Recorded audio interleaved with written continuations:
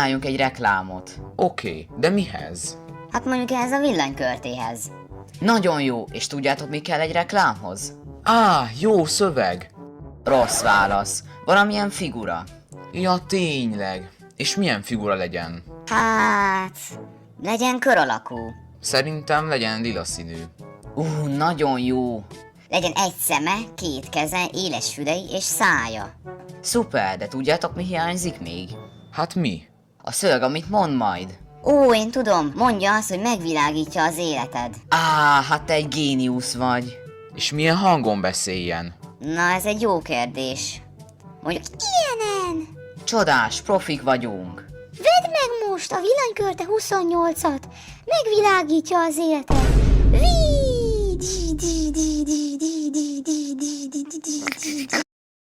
Tantárgyat törölnéd? Az első lehetőség a tesi. Nem a legjobb minden órán 30 percet futni, szaldózni láb és fej nélkül, illetve jódlizni közben, és még arra is figyelni, hogy ne hajj meg.